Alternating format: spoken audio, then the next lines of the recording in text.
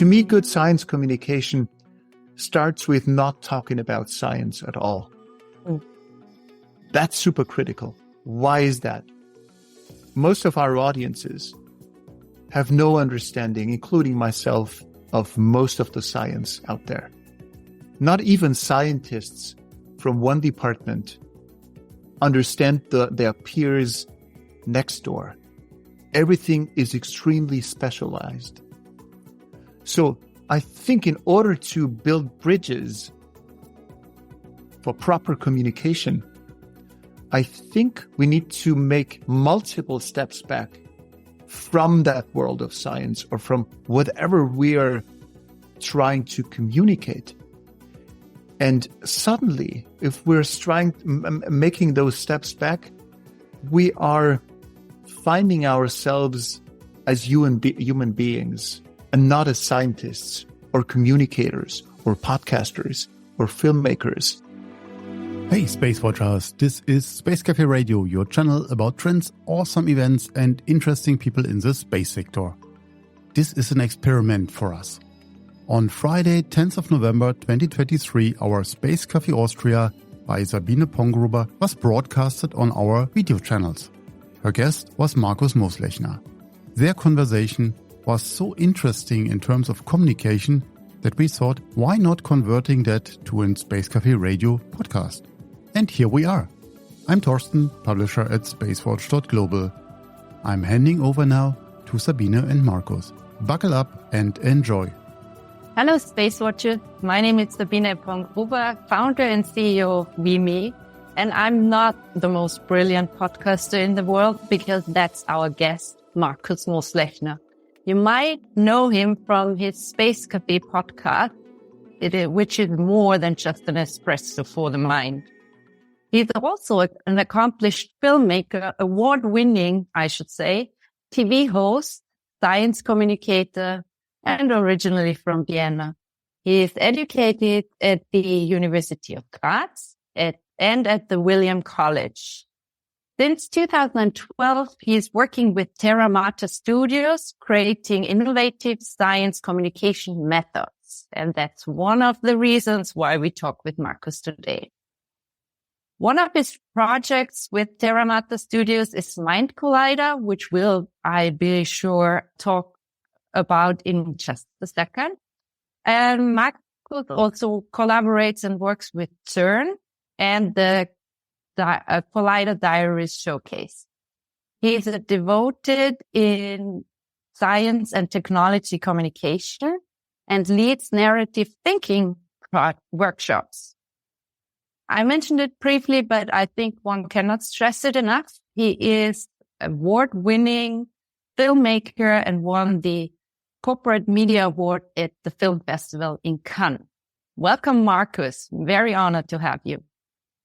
Hey, Sabine. Thank you so much for that introduction.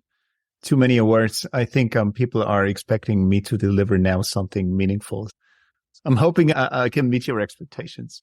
I'm sure, because many of us spent hours with you, listening to you and your podcast host. So I think you're very familiar to many of us. But today we are speaking about how to ignite curiosity with a good story, which I think is essential for the space industry, especially as it's growing and many more participants come in. But before we get into the topic, let me kick us off with a outside the box question. Right. Let's do it. You are a trail runner. I should say yes. An ultra trail runner. Can you paint us a picture on first what a trail runner is and how it feels, or how you would describe it to go run in places where not many of us even can access? Yeah, sure. Happy to do so. I think a trail runner is a person who needs additional pain in their lives. This is probably the shortest description. So, no, seriously, trail running is running not in flat terrain, but usually in the mountains. Austria is a beautiful alpine region, so it's a good place to do a little bit of running. In my opinion, and I think some will subscribe to it, especially from the health sector, trail running is a lot healthier than straight up street running because it's it's full of variation. So you never get to like monotonously run your, 10 kilometers, 20 kilometers in a single line on asphalt. That's not really good for your joints. Trail running is a lot more diverse, up and down and left and right. So it's pretty cool. And so I love doing trail running because it keeps me sane, keeps my mind going, helps me relax, helps me produce new ideas. And it keeps me sane after a hard day of work. Excellent. I'm just thinking the trail runners are very crazy people because they are. Mountain, thank you. Because hiking up is already challenging, but running up, you get used to it. You get used to it. And it's as strange as it sounds, it's sometimes very relaxing to go into that flow and enjoy the environment, and then suddenly commit yourself into a flow where you suddenly generate novel ideas you've never thought of before.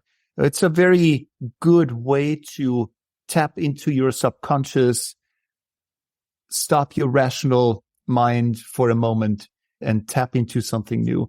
Also, I love listening to podcasts myself. So I'm a huge podcast fan. So this is a good moment to listen to stuff to get into your mind. I'm not sure if I should ask now which ones, because we don't want to open up the gates for competition for SpaceWatch.Global, right? Well, there's lots of beautiful podcasts out there. But each and every, it's like with food, each and everyone has their personal diet. And so there's bazillions of podcasts out there. So I love many of them. Yeah. It's hard to really say what is my favorite podcast, because this is like up to very individual preferences, as you guys, I think, experiencing the same. Do you have any lead system? Is there anything that is particular of interest, or are you I'll take it all in and take the information out from what I'm hearing? Is there, what makes a good podcast spark your curiosity? I think what sparks my curiosity is an authentic conversation without bells and whistles. So I'm not the type of person who would need much, bells and whistles of production around a podcast. I love a genuine, good human conversation, because this is something, in my opinion, that we're lacking in our world, because everything is edited together. Everything is made at high pace, high rate. It needs to be like to the point from the first second on. There is no place to develop an idea, no place to develop or to let an emotion evolve. And so I'm very happy if I get to hear a genuine conversation with a genuine host and a genuine guest who are willing to go into places they may not have thought of they would go. And so this is something I love being surprised by. And this is maybe also something that I love doing in the Space Cafe podcast. And successfully, I would say. And you mentioned emotions. Is this something that is part of your storytelling? How important are the emotions? I think I know the answer, but it's on a scale. Is this the top or somewhere after the technical facts are there? It's super important, but I'm not the kind of guy who would artificially create emotions. I love the genuine emotion. So I wouldn't sit down and go like, how can I now produce a certain kind of emotion? Because this is too much marketing think, marketing speak. I'm not that type of guy. I love the genuine process. And so yes, emotion is super critical, because emotion does something to our minds and our brains, and certain hormones are being activated in our minds with certain emotions. So once you hear something and at the same time get a certain emotion, things stick better in your memory for longer, for example. So it's useful to have emotions. It's also useful to keep a flow of information going, because I'm trying to do this now. if I'm speaking very monotonously without any emotion, I'm really wondering how long people would listen to that. And this is something I particularly hate amongst certain people from, I don't know, from all around the political sphere, or even certain speakers from academia. They would be super and without any emotions. And I wouldn't listen to that, because if there's no change going on, and this is what humans live for. Humans want to experience change. This is what a good story is all about. A good story is all about something happens. We're curious to find out how our hero overcomes that issue and what our hero learns from it and how they will evolve to the next level. This is what we as human beings love to listen to, because we want to learn to become better people ourselves. And this is why we love stories that are full of changes. This is what we need. And this is also what a good communication, a good conversation makes up. A good conversation is not your straight line from A to B. Who would want to hear a person talking about how successful they are from A to B? No, I want to listen to a person telling me how they're struggling. I want to listen not because I'm happy that someone else is struggling. No, I'm expecting that person telling me that they're struggling to then tell me how they overcome that struggle. And then I'm learning something from them, and I'm maybe leading a better life in the aftermath. Sorry for the lengthy explanation. No, I love it. I have thousands of follow-up questions. So it's like, in a good story, it's not only the positive emotion, but also the negative emotion. Yes. Yeah? Yes. I think it's super, super important. Negative emotions evoke certain responses in our minds that go way back in human evolution. Mm-hmm. So negative emotions make us focus especially on something, because negativity produces sometimes a fight or flight reflex in our minds. And so extreme focus induced by emotion can have certain effects. It's important then to resolve that tension, because you wouldn't want to leave your audience with negative emotions and expect them to come back next week.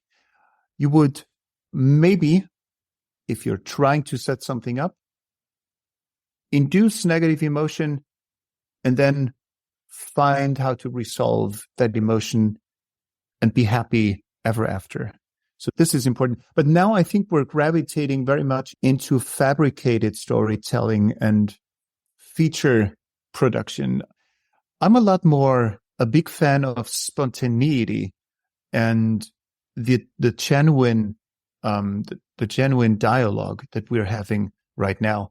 This is I think we're all very good communicators as human beings in the first place. We just sometimes need to remind ourselves or be reminded by someone who understands what storytelling is all about, how storytelling works and how good communication works. And then once we understand a bunch of principles, this is nothing new to our brains, because we all grew up as human beings, as storytellers. Human beings have been around, like Homo sapiens has been around for 200,000 years. And most of our time, we've been sitting around campfires, transferring and translating communication to the next generation, because there was no written records. So we have a part in our minds that is hardwired to that kind of communication, hardwired to storytelling. This is why we all know how to do it. Sometimes we need to be reminded how to do it. But once we understand it, I think anyone can be a good storyteller, because anyone, if we're true to ourselves, has a story to tell, no matter who we are. No matter if you're, I don't know, Elon Musk, the richest person on the planet, or if you are whoever you meet on the road, on the sidewalk. Everyone on this planet has a story to tell. And if we're true to that story, And if you allow ourselves to be true and tell that story, then other people will listen. Sometimes people won't listen if people like, especially politicians, they are sometimes overbriefed. They memorize things. And this is counterproductive because this then is not genuine anymore. And it sounds like off the shelf. And this is why, at least as far as I'm concerned, I'm sometimes not listening anymore. And I like that you get back to the politicians, because when you said there's positive and negative emotion, on the negative emotion side, many of, at least speaking for Europe, populist governments are really working with a negative emotion of fear that is a thin line where it is, as he said, resolve the tension. And that is not resolved. The resolvement of the tension is them getting elected. Yes. And now let me try. I think there is a simple thing, and once you understand it, you understand why right-wing politicians, because you're where we're referring to, like also there's left-wing populism also. So let's say right and left-wing populism, why that works and why the yellow press works. Why, yellow press. So if you understand that this is all related to how our minds work, how our senses work, then it's very simple to find the patterns behind their strategies. So our minds work in such a way, and this goes way back to our time in the savannah, when we were roaming the savannas like hundreds of thousands or thousands of years ago, always being alert to not being eaten by the saber-toothed tiger or whoever. So we had to be alert. And once there is something that could be dangerous, our minds, our eyes, and our ears and our senses take up that information. And that information bypasses the rational part of our brains where it's processed. And this is rather slow. And this goes directly into a reaction model. And so that reaction tells us to either run away or to fight. And this is an impulse. And we cannot help but reacting to that impulse. So if you are confronted with danger, you immediately will bypass your rational thinking unconsciously and induce a reaction to either be angry or get aggressive but the main attention that we're producing is focus, extreme focus. So if someone tells me some populist whatever, this makes me extremely alert because it elicits danger or something on the horizon. So I'm listening. I cannot help but listen. And that's the strategy of populist speakers, populist minds, then to produce a very simple solution. So first of all, you get that full attention because you cannot help but listen. And then they deliver a very simple solution. Build walls around our nation. Sentences, simple words. Yeah. So, and this is how it works. And this is why the yellow press also works. Because if you have a headline, child eaten by crocodile, that's a typical headline that attracts your attention. And you need to read it. It's like going to a fast food joint. It's very attractive because it's all produced to allure your to lure you into this place. You cannot help but doing so. But once you consume it, you're not satisfied. You're still hungry because what you just consumed is very superficial and has no substance.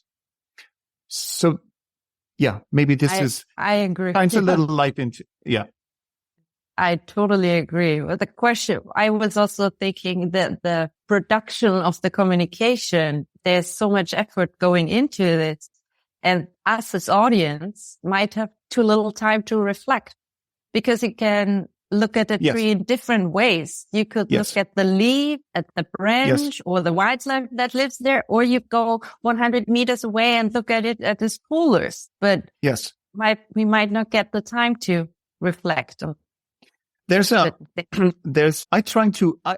podcast at least, I try to work against this development in my little world. And I know it's just a very small world, but we work with a software to produce those podcasts. And this software is brilliant. It has artificial intelligence integrated and whatnot. Really brilliant software. And there's one functionality in it where you could automatically reduce filler words and gaps. So if you have like a gap where a person thinks for more than 2 seconds or 3 seconds, you can immediately and automatically remove that. It seems like it's attractive to use it to streamline a conversation and to get all those filler words and as and oohs out of it. But this is part of what makes us human. And this is why I leave it in. Because we think and we ponder and we reflect and we take time. Take, for example, Elon Musk. For example, sometimes if you listen to him carefully, he takes sometimes up to 10, 15 seconds to just think about his next answer.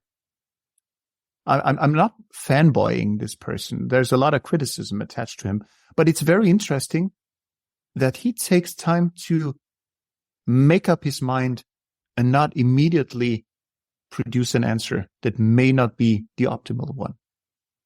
It's interesting that you mentioned him, because today I was just thinking about him. This guy never had a rhetorical training. He speaks poorly, if you would say. Yes. Yeah. He doesn't by the position he has. And I think that is very authentic and in a good sense calming, because in order to be a good corporate leader, I don't need to be good at everything. Yes. Good or bad leader. Let's leave this open. But I appreciate this sometimes a little bumpy. Yes, absolutely. Seriously, when we talk to one another on the sidewalk, in a shop, in a bar, at the train station, in our offices, there is no processing, no filler word removal in it. And still those communications work. So why would we do it in the media world? I think we should be very careful with all this. Stay with us. We'll be right back. Moving is right up there with death and divorce in the stress Olympics. But fear not. Turn that box of woes into a crate of woes with moving tips in the Life Beyond Boxes podcast with Premium Q Moving. Dive into the world of hassle-free moves, learn tips and tricks to save on cash and your sanity. Say goodbye to those moving meltdowns and hello to the smooth sailings. Or should we say smooth movings? Tune into Life Beyond Boxes with Premium Q Moving on lifebeyondboxes.com or find us on your favorite podcast platform. And with us, unpack the secrets to a stress-free move. I like that. Let me pick up on Elon Musk, because he was one of the founders of OpenAI. And I remember an interview 10 years ago where he said, we are ready, but we just don't want to release the speech to the world. Now it's been released. You're a very active adapter of new technologies. How are they supporting your daily life as a journalist and a storyteller and coach and a workshop trainer? And what are the threats that you see to your creativity, maybe even, or maybe there aren't? I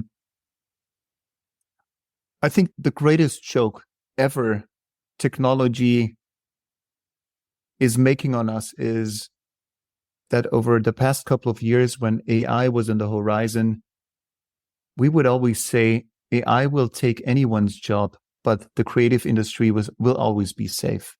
And the greatest joke ever is that everything AI started to consume started with the creative industries. And I love what's been happening here, that AI is just showing us, hey, my friends, there's something else going on here. No, seriously, of course, we're doing it ourselves, and AI is not an alien entity out there. So this is still a human-produced technology, and it's fancy, but still it's human-made. So I'm not over-idealizing it. At the same time, I think we are at the precipice of a profound change of our society. And this is what's happening right now. This is maybe one of the greatest changes happening ever since, I don't know, maybe the printing press, the start of the Industrial Revolution. This is huge what's going on right now, because it's the rapid pace that this thing is happening at the moment is mind-blowing. I use ChatGPT on a daily basis now. And just yesterday, because too many people used it, there was a downtime, and my coworker next to me in the office said, hey, I can't work anymore because ChatGPT is down. And that was a fun experience to have. And of course, we're maybe not too serious, but you shouldn't take it too serious now. What we were saying, of course, we had other things to do in work, but I think we're gravitating into that direction, that we are becoming extremely dependent on that kind of technology. Like, seriously, we are dependent on computers. We are dependent on cars. We are dependent on a good shower in the morning. So I think there is nothing fancy about being dependent to the next thing that's coming around. But now this next thing, and this is super interesting in my opinion, that's different now, because we are being confronted with an entity that's not just dead matter. It speaks back to us, and this is interesting. It helps us think. My car gets me from A to B, but ChatGPT helps me think and helps me improve upon my ideas. And that's new, that's novel. So I use it, if you ask me what I use it for. So I use it for, that's very simple, to proofread. If I write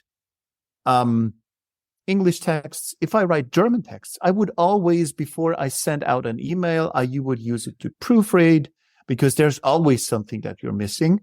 Commas, mostly in my world. But then, so this is the proofreading part. But then I would also use it to help me write better scripts, for example, as a filmmaker. So I would produce a basis. Then I would go, hey, what do you think about this? Give me an iteration on that. Does this fit the next paragraph? Give me an idea how to transition from here to there. Do you think this is a good journey from A to B? Blah, blah, blah. So it's a sidekick. I use it also for social media to give me suggestions how to optimize certain text for social media, for LinkedIn, for example. But the interesting part here is that I will always end up with something that I write myself. I will use ChatGPT to help me, but I will never use ChatGPT to write something all by itself and then post it online, because this never works for me, because I love my texts. I don't love my text, but I love writing. Yes. I love writing, and I love generating ideas, and I want to be involved in all this. And I think ChatGPT cannot do any better. It can give me ideas and hints into certain directions, but still the writer is still me. The author, that's me. ChatGPT is an assistant. The author is still myself. Maybe in the future this may change, but right now it's different. And I love this tandem.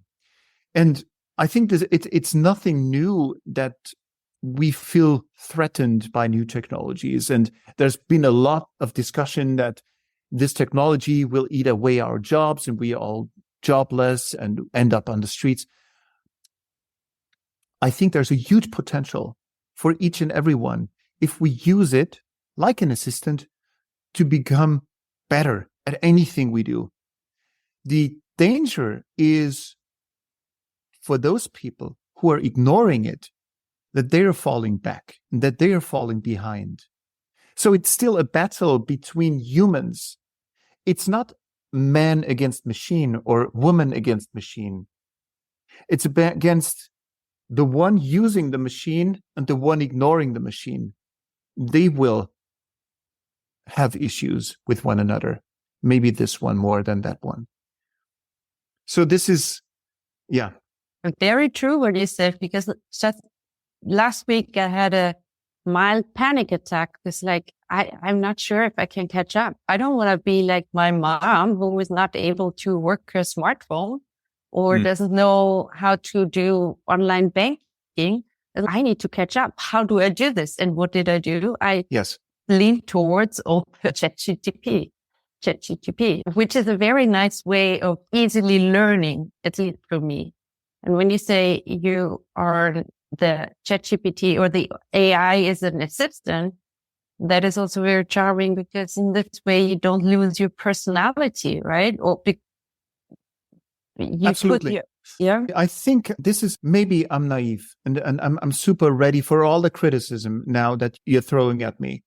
But I think if we make it through that filter as humanity, as society, this is a brilliant moment for us all, because artificial intelligence may be eating away things we do on a daily basis.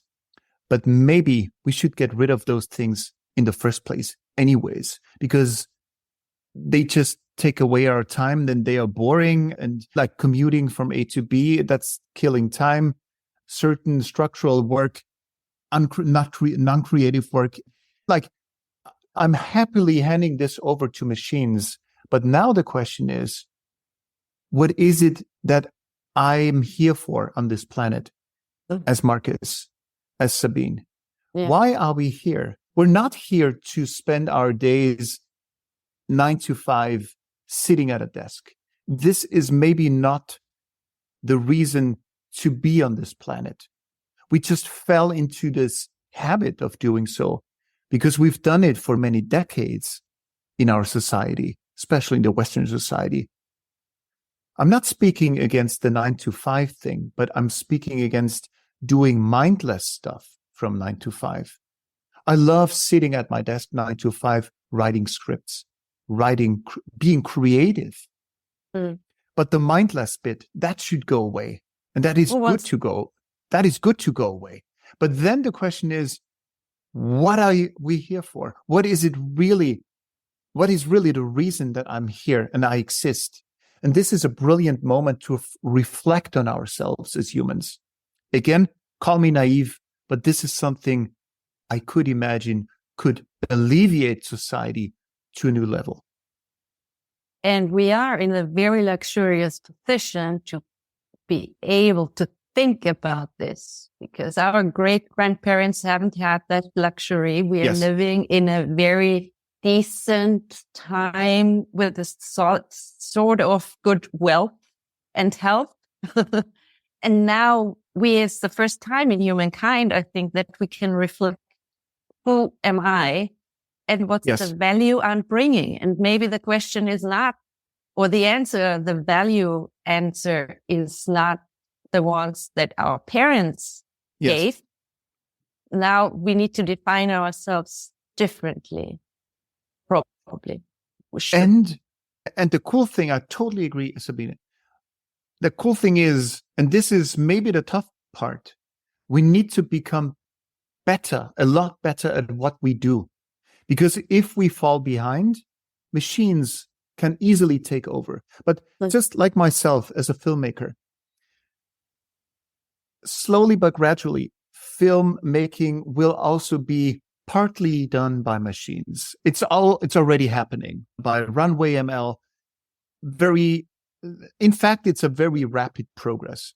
So the question is, myself as a filmmaker, what is my future? The question, or the answer to it is, I will need to work very hard to make better and better films, because the average stuff and the low quality stuff, that can easily be done by machines. Easily. And it will be done by machines. Machines can now consume, or maybe next year, maybe in 2 years, learn everything about, I don't know, Star Trek, Star Wars, and whatnot, and produce the next 100 sequels. No problem. No problem in terms of storytelling. But what is it? What's the next story? Because this is on humans, because machines can only learn and imitate what's around. The creative part, the novelty, this is up to me. This is up to you. And that's our job, maybe. So that will be the hard part. But we need to sit down and make better and better products. Wow, this puts a lot of pressure on me. Yes. A lot. On all of us. But maybe rightfully. Who wouldn't want to watch better movies? Who wouldn't want to listen to better podcasts? Sometimes we're being very, especially some parts of the entertainment industry, we're becoming too complacent with what we're doing. We're being very formulaic in what we're doing. This formula has worked for this movie, so let's do it for that movie. I think this future, the future will not work in this way anymore. Formulaic production will have its niche, maybe. But I think this can very easily get boring. And the novelty is up to you and me and all the creators out there and anyone who's listening, because anyone in their job will need to ask themselves, where's my part in all of this? What can machines do? Where can they support me? And what is it that only I can do? And once I find that out, what only I can do, I think this is a great learning for my life, because it gives me value. It gives value to my life because it makes me unique. But could also be very depressing if everybody is learning so fast and so quick, and I don't have the abilities or capabilities, the time that it's required. I lag behind, and I might see others shine. And we had this before, yes, that everything is like blossomed, bloomed up, and lots of filters, and everything is so polished. Two sides of every coin in this. Yes. And I think there's a good side also to it, because in a time where everything can be or will be digitized, everything that is digitized can be recreated by machines in the future and faked. So you cannot trust anything anymore in the future, because newspapers can be written by machines, movies can be made by machines, podcasts can be made by machines, photos can be made by machines, as we know. So what is it that cannot be made by machines? And I think as long as we do not have the ocular implants that make us see our peer during a conversation, an analog conversation, our dialogue partner in a different way, as long as we don't have those implants, I think what's still down to earth and not replicable by machines is a good human conversation on the street, with a friend, on the marketplace, in a bar. A genuine human conversation will be a lot more valuable in the future, in my opinion, because this is still true and cannot be replicated in a world where everything can be questioned. So going back to analog may be an interesting future, parallel to the machine world, in my opinion. Maybe more kindly neighborhood support, communities growing, could be, yeah. Locality, hyper-locality. Maybe we will see village structures bloom in the future, because now everything over the past decades, everything spawned into globalized structures. But maybe now we can put something on top of this, and this is the hyper-local, where we get to rediscover what generations before ourselves already had, that intimate local conversation. I'm not glorifying the past, but No, there's... please, it stank and it was not very hygiene. Yeah. It was not, yeah. But still, a good human conversation is something that can heal in a time of destructive social media bubbles. Are you thinking of Marshall Rosenberg, nonviolent communication, who is trying to heal conflict through very particular communication that doesn't allow any harshness in the way you express yourself? I know. It's my personal opinion. I'm not a big fan of suppressing emotions. I know I totally understand what you're trying to get at, but I think removing emotions and not allowing things to be expressed is maybe the other extreme. I'm now wondering what kind of driver you are. If I'm the co-pilot, I'm not a fan of suppressing emotions while driving. Yeah, I'm in fact a very boring driver because my wife keeps telling me, because sometimes when in the car, we fall into a deep conversation about something. The more I think, the more I forget about driving, and the slower I go on the highway. And so my wife would tell me now and then, hey, stop thinking we're on the highway. Go, we're going too slow. Okay, good. So you are the one. Yes, that's me. That's me. So good if on you find you. a slow driver, that's me. Good on you. It's much safer than anything else. Yeah. You mind if I go back a little bit, because you said that in the future we might not be able to distinguish with what has been produced by machine and what has been produced by people, and that kind of falls in the bucket of misinformation a little bit. And as you are active with CERN, I remember before it was built, there was a lot of discussion on, at least in the product community, if they build this, they're going to open a black hole and the entire world will collapse. We already established that the past solutions cannot work for current problems. But in terms of communication and storytelling, how did they come up with the idea that the black hole will be created?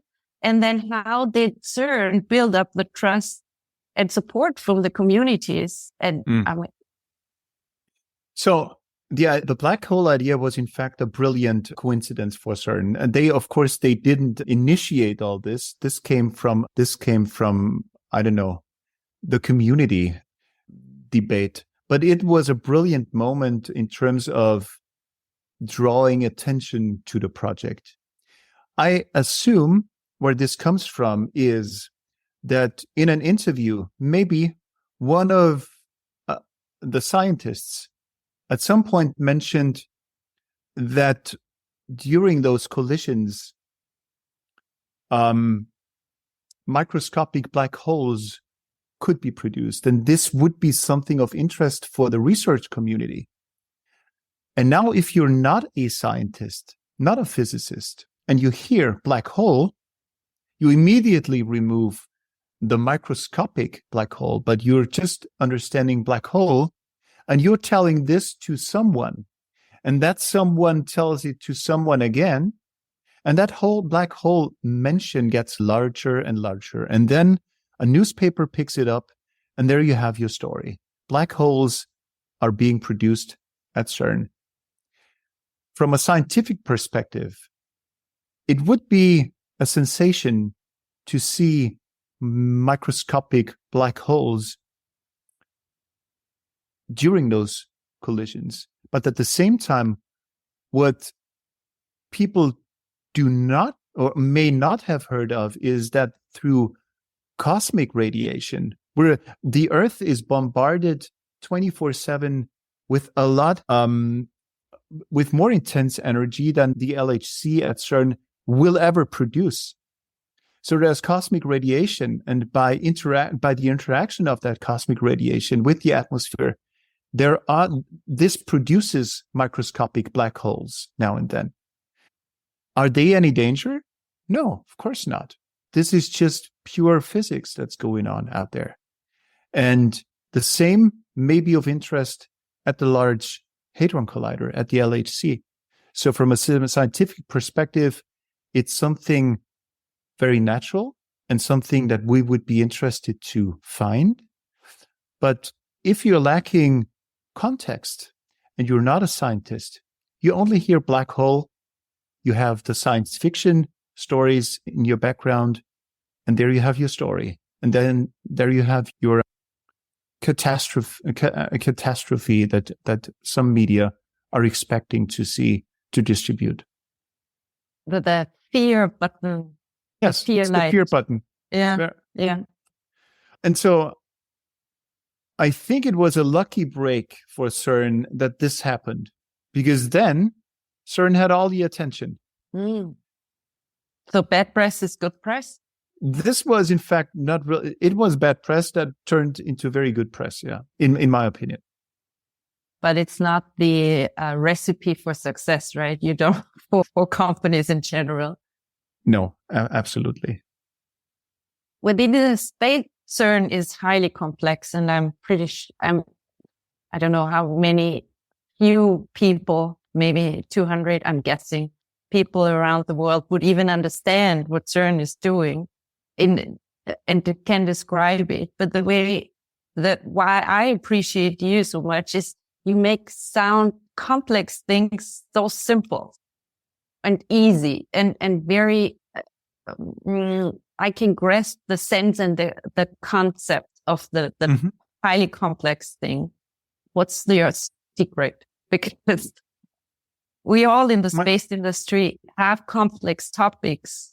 And I think that would be a benefit if we would be able to simplify, though without making it too simple to make it sound stupid. Wow, that's a very tricky question. Very tricky. I think what this is maybe just how my mind works. When I'm being confronted with something, but maybe everyone's mind works like this. When I'm confronted being something, I want to put it into a certain drawer. I want to shelf it in my mind in places I have knowledge of. And so if I'm confronted with something novel, and I think this is how our mind works in the first place, or Aristotle told us to, because this is the original idea, comes from Aristotle, how science works. And that we're compartmentalizing knowledge to make it digestible. So whenever I'm being confronted with something strange, I try to find analogies that come close and that try to describe that strange thing. And as a storyteller, I weave this analogy together with that strange thing. So it's a moment of translation that's happening. But I think maybe it's not a secret sauce. Maybe this is just how my mind works. That immediately, if you give me something I do not understand, and that's most of the world, I see an analogy, I see an image that may come close to it or not. Then I will go back again and try a different route. But I immediately can see analogies that work together. And maybe this helps now and then to come across in a low threshold manner. Because this is also super important to me in terms of science communication. To me, good science communication starts with not talking about science at all. That's super critical. Why is that? Most of our audiences have no understanding, including myself, of most of the science out there. Not even scientists from one department understand their peers next door. Everything is extremely specialized. So I think in order to build bridges for proper communication, I think we need to make multiple steps back from that world of science or from whatever we are trying to communicate. And suddenly, if we're making those steps back, we are finding ourselves as human beings and not as scientists or communicators or podcasters or filmmakers or carpenters anymore. We're just human beings. And this is where good communication starts, because now you and I can initiate a dialogue because we are both human beings. And you, as a human being, if I'm taking you seriously and you take me seriously, we will exchange ideas, exchange whatever. Mm-hmm. But then at some point, you will tell me that you are a particle scientist. And I'm like, hey, interesting. Tell me more. And the same holds true for every other discipline. But we need to start on that human level side of things. I think this is critical.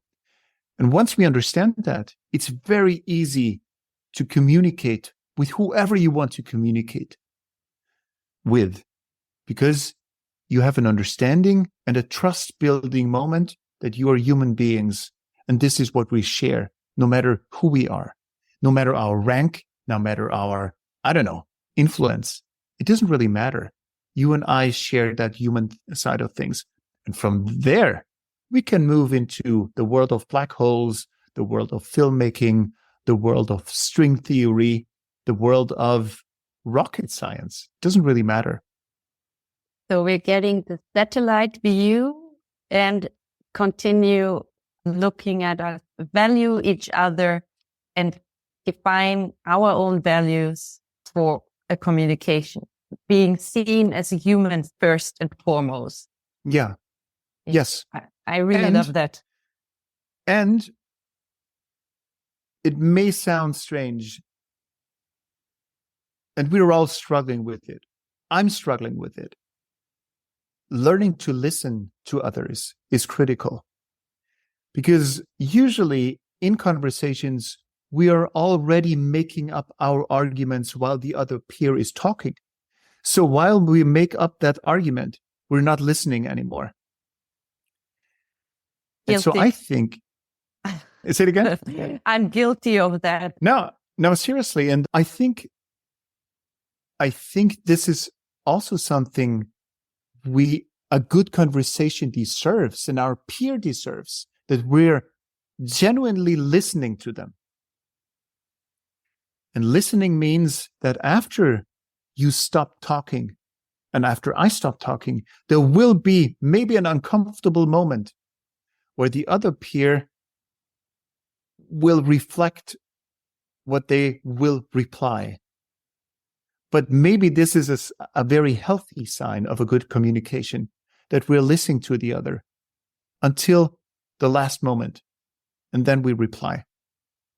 I heard, maybe it's not true, maybe some of you out there, or you, Sabine, know the Japanese culture, but I heard from the Japanese culture that this is one of the traits that some people in the culture, or maybe everyone, so I'm just babbling here, it's very natural to hold that uncomfortable moment for many seconds after someone said something out of politeness.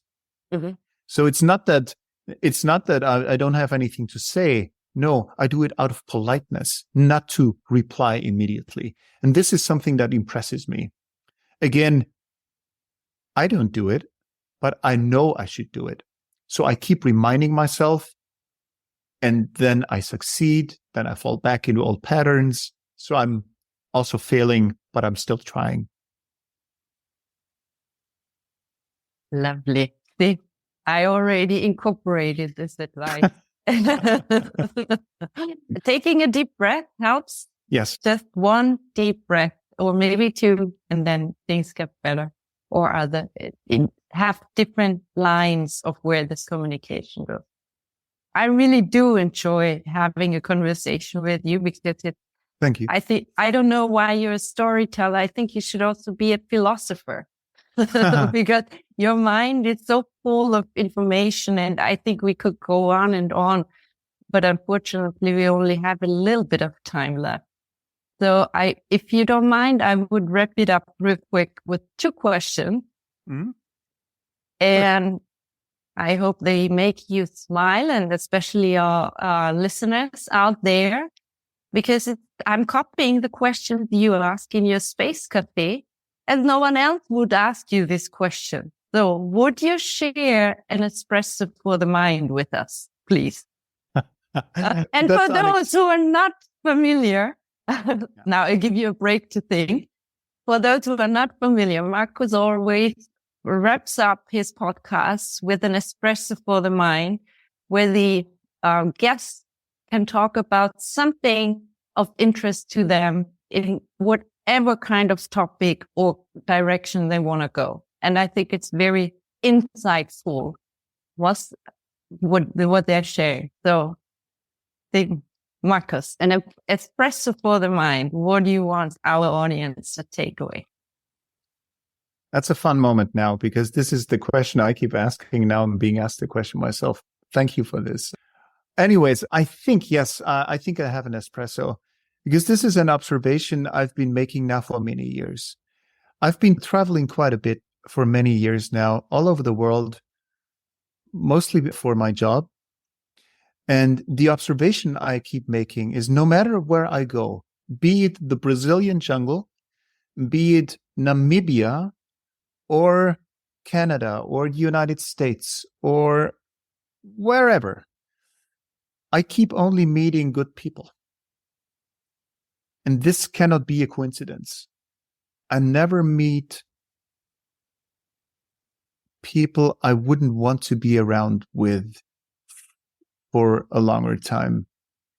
And the reason I'm saying this is because the world we're in at the moment is trying to tell us that we are being under threat at every second, and that the world is an ugly place because we are at war with one another at all the time, confronting ourselves in the workplace, and everything is full of friction and hatred and whatnot. I think this is a game the media world plays. And the media world and social media are very strong.